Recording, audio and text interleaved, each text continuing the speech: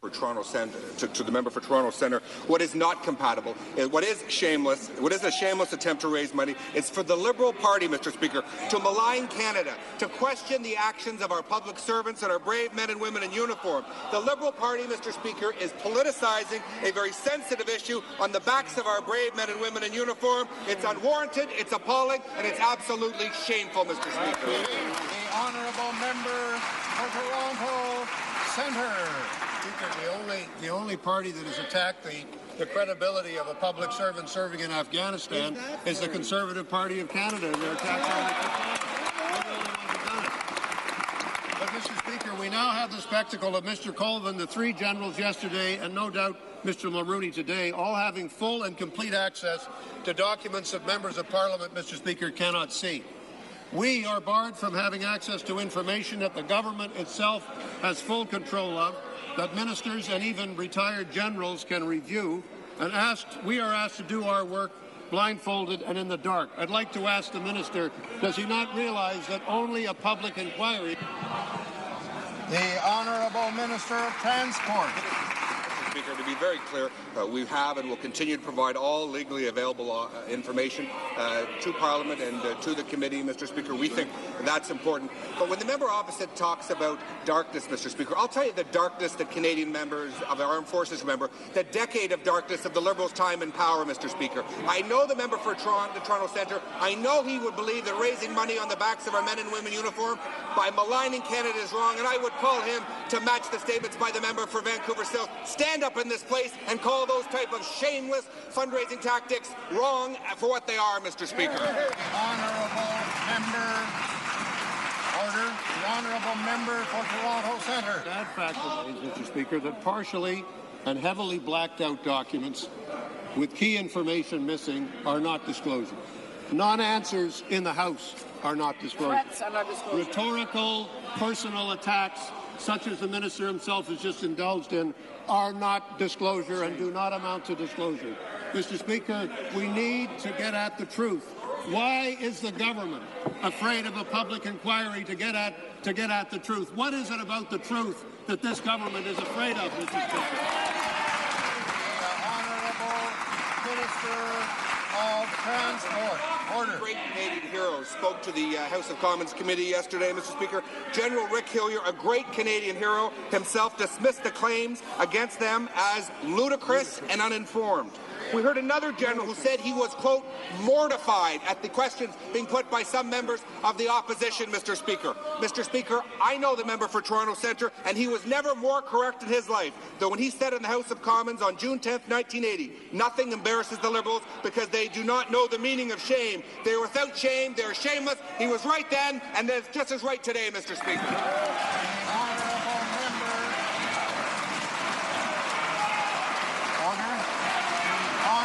Member for Vancouver South.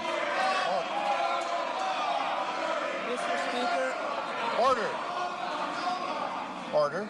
The Honourable Member for Vancouver South has the floor. Mr. Order. Speaker, for years there has been a compelling body of evidence on the risk of torture in Afghan jails in the public domain.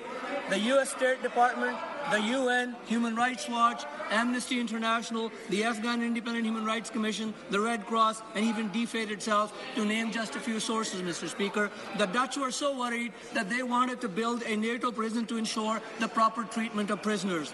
Why the cover-up? Why no disclosure? Why not a public inquiry? Right. Honourable Minister of National Defence. Well, as we've indicated a number of times, Mr. Speaker, when we had credible allegations, we acted. When we had evidence which substantiated concerns, we moved, we invested, we helped Afghans. But let's take a look at what General Gauthier, a highly decorated 36-year veteran of the Canadian Forces, had to say yesterday. I can safely say there is nothing in any of these 2006 reports that caused any of the subject matter experts on my staff, nor by extension me, to be alerted to either the fact of torture or of a very high risk of torture. Nothing. That's what the General had to say, Mr. Speaker. I'll take his word over that of the member opposite any day. The Honourable Member for Vancouver South. General Gauthier also said release the documents because that would prove that this government is continuing to transfer detainees to the risk of torture in Afghan jails. Canadian Federal Court, Mr. Speaker, said in February 2008, quote, "The evidence clearly established the existence of real and very serious concerns as to the effectiveness of the steps that have been taken thus far to ensure that the detainees transferred by the Canadian forces to the custody of Afghan authorities are not mistreated," unquote. I ask, why the cover-up? Why no disclosure? And why not a public inquiry? What does this government, this accountable and honest government, have to fear from the truth? The Honourable Minister of National Defence. Well, more verbiage and volume from the member opposite, Mr. Speaker, adds nothing, and I thank him for pointing out that we are an accountable and honest government. But let's look again, Mr. Speaker. Let's get beyond the rhetorical flourish. Let's get beyond those who are in partisan mode. Let's look at what a highly decorated, recognized former Chief of the Defence Staff had to say. We didn't base our actions upon people making statements like all detainees were tortured. How ludicrous a statement is that from one single individual who really has no knowledge to be able to say something like that, Mr. Speaker? We're putting documents out, documents that are legally obliged, Mr. Speaker. We'll continue to do so.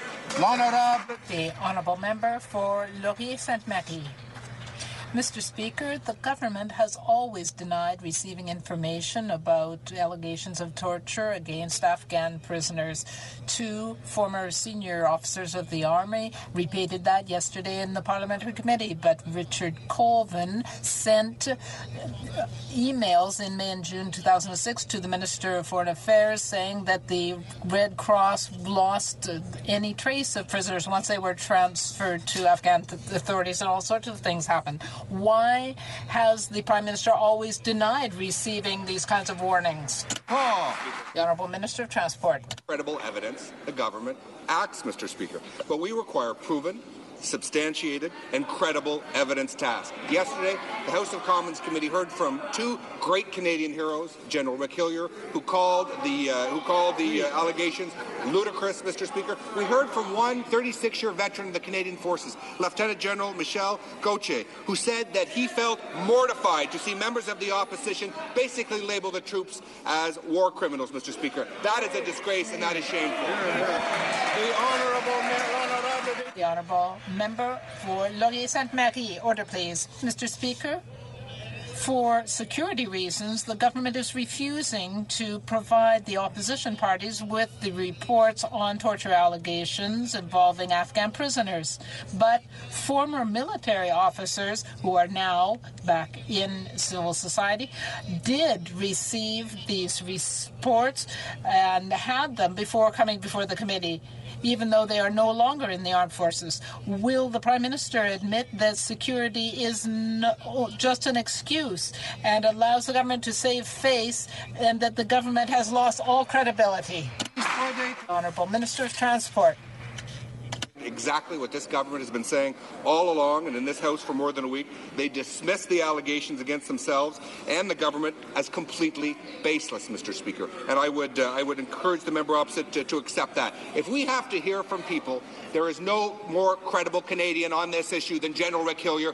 I believe what General Hillier says. I support our men and women in troops, and those of us on this side of the House will never, ever, ever do anything that will not ensure the complete security of our men and women in uniform. The Honourable Minister